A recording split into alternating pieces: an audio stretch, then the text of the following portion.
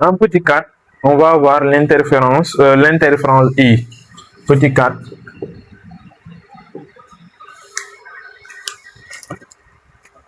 Petit 4, l'interférence I. Interférence. Notez I.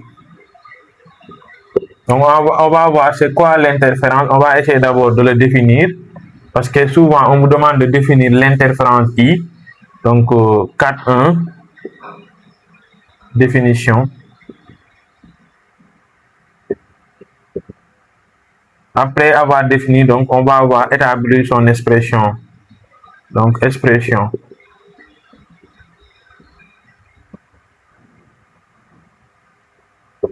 Donc, c'est quoi l'interférence I? Donc, ça aussi, n'allez pas au bac sans maîtriser la définition donc, de l'interférence I. Parce que ce qui est sûr et certain, souvent, donc, au bac, interférence effet niveau de union. Souvent. Donc, il faut bien maîtriser cette partie, mais aussi les définitions. Maintenant, c'est quoi l'interférence I? Donc, on va voir l'interférence I. Donc, c'est la distance qui sépare les milieux de deux phrases consécutives de même nature. Je répète, l'interférence, notez I, est la distance qui sépare les milieux de deux phrases consécutives de même nature. Pour une dernière fois, l'interférence I est la distance qui sépare les milieux de deux phrases consécutives de même nature. Il est noté donc I. Maintenant, on va voir l'expression de l'interférence. Donc là, on avait donné l'aspect de l'écran, donc regardez.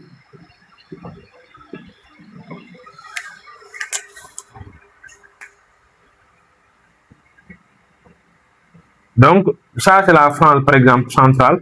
Donc, autre chose aussi, c'est qu'il faut savoir, la phrase centrale, elle est toujours brillante. Autrement dit, la phrase d'ordre 0 est toujours brillante. Ça aussi, c'est une question de cours. Quelle est la nature de la phrase centrale? Donc, ce qu'il faut répondre par là, la phrase centrale est toujours brillante. Ok? Maintenant, ça, c'est la phrase centrale qui est brillante d'ordre 0. Ok? Maintenant, ici, on va essayer de déterminer graphiquement I. Donc, qu'est-ce qu'on a dit? Donc, l'interférence I, c'est la distance qui sépare les milieux des deux phrases consécutives de même nature. Là, vous avez une de même nature, consécutive de même nature. Donc, phrase yi ñoom ñoo war a nuroo soit day nekk noir wala mu nekk blanc, soit day nekk noir wala mu nekk brillante. C'est bon? Maintenant là, soit day nekk sombre wala mu nekk brillante. Donc là, vous avez une phrase. Là, vous avez une phrase sombre. Donc la phrase qui suit, donc à partir de là, donc c'est une phrase, c'est une interphrase I. C'est bon? Maintenant là, jusqu'à là aussi, interphrase, c'est bon? Fii aussi interphrase là, fii aussi interphrase. Donc voici l'intervenant. C'est la distance qui sépare les milieux de deux phrases consécutives de même nature. Maintenant ici, si on a une phrase d'ordre K, la phrase qui suit c'est d'ordre K plus 1. Moom moo ci topp quoi. Donc diggante fii ba fii interphrase la, c'est bon? Fii aussi, fii interphrase la, fii ainsi de suite. C'est bon? Maintenant, on va essayer d'établir l'expression de I. C'est bon? Donc ici, on a dit I, c'est une distance, c'est la différence.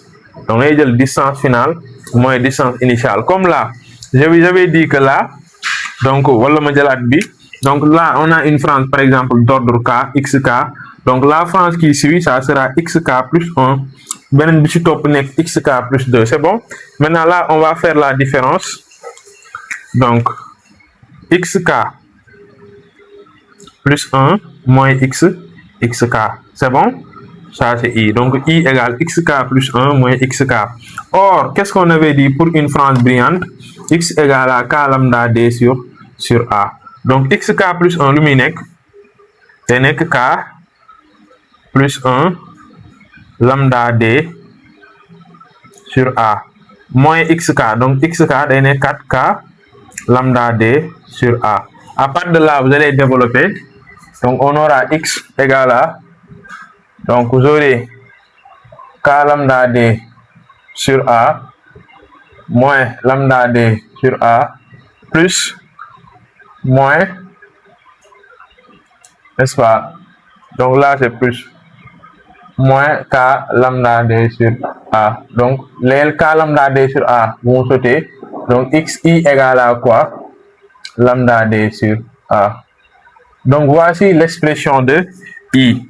Donc, I, qu'on appelle interférence, est égal à lambda D sur A. C'est bon? Donc, voici comment établir l'expression de I. Autrement dit, donc là, quand on vous demande d'établir l'expression de I, là, on a utilisé pour une frange brillante. Mais vous pouvez utiliser aussi pour une frange sombre.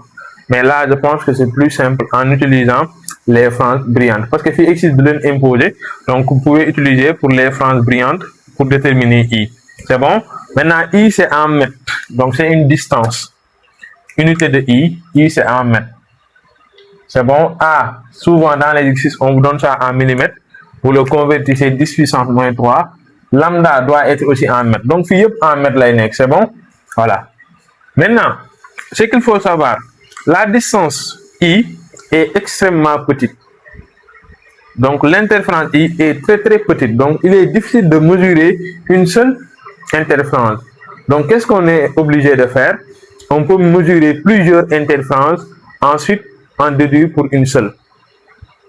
Je répète, l'interférence I là est très très petite.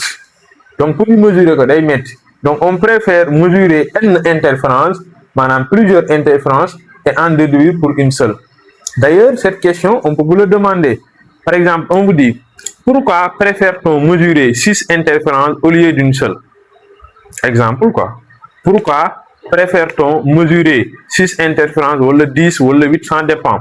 Pourquoi préfère-t-on mesurer 6 interférences au lieu d'une seule? Donc, vous allez dire quoi? C'est pour minimiser l'incertitude d'erreur. Parce qu'une interférence est extrêmement petite. Je répète. On préfère mesurer 6 interférences au lieu d'une seule. Donc, c'est pour minimiser l'incertitude d'erreur. C'est bon?